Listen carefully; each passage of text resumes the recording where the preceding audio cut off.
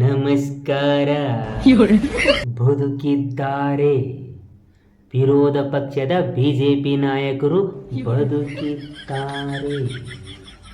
ನೀವೆಲ್ಲ ಅಂದುಕೊಳ್ಳುತ್ತಿರಬಹುದು, ಕಾಂಗ್ರೆಸ್ ಪಕ್ಷವನ್ನು ವಿರೋಧಿಸುವ ಇಂಥ ಸಮಯದಲ್ಲಿ ಬಿಜೆಪಿಯ ನಾಯಕರು ಎಲ್ಲಿ ಹೋಗಿದ್ದಾರೆಂದು.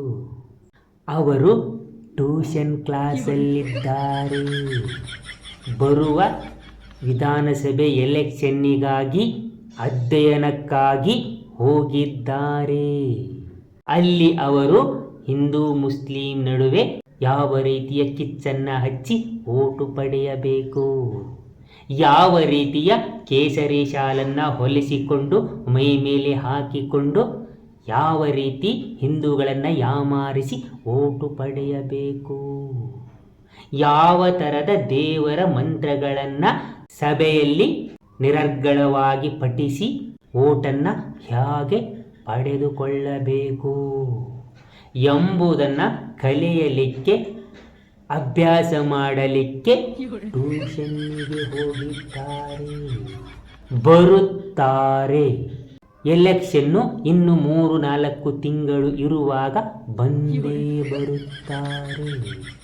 ಬಂದು ಓಟನ್ನು ಪಡೆದು 113 ಸೀಟು ಬಂದು ಬಿಟ್ಟರೆ ಅರ್ಧ ಡಜನ್ DCMಗಳಾಗಿ ಬಿಡುತ್ತಾರೆ. 6 ತಿಂಗಳಿಗೊಬ್ಬ ಮುಖ್ಯಮಂತ್ರಿಯಂತೆ 5 ವರ್ಷಕ್ಕೆ 10 ಮುಖ್ಯಮಂತ್ರಿಗಳಾಗಿ ಬಿಡುತ್ತಾರೆ. ಆಮೇಲೆ ಜನರ ಕೈಯಲ್ಲಿ ಚೀಟು ಅನ್ನಿಸಿಕೊಂಡು ಮತ್ತೆ ಒಗಿಸಿ ಉಪ್ಪಿನಕಾಯಿ ಹಾಕ್ಕೊಂಡು ಮತ್ತೆ ಟ್ಯೂಷನ್ ಕ್ಲಾಸಿಗೆ ಹೋಗಿ ಬಿಡುತ್ತಾರೆ.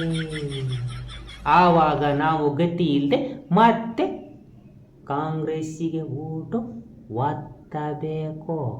ಇದು ನಮ್ಮ ಮತದಾರ ಪ್ರಭುವಿನ ಮುಖ್ಯವಾದ ಲಕ್ಷಣ.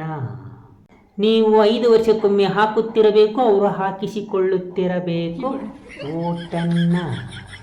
ಅವರು ಮಜಾ ಮಾಡಿ ಆಮೇಲೆ ನಮಗೆ ತಿರುಗಿಸಿ, ಕೃಷ್ಣನ ಚಕ್ರವನ್ನು ತಿರುಗಿಸಿ ನಮ್ಮ ಕತ್ತನ್ನೇ ಕತ್ತರಿಸಿ ಬಿಡುತ್ತಾರೆ.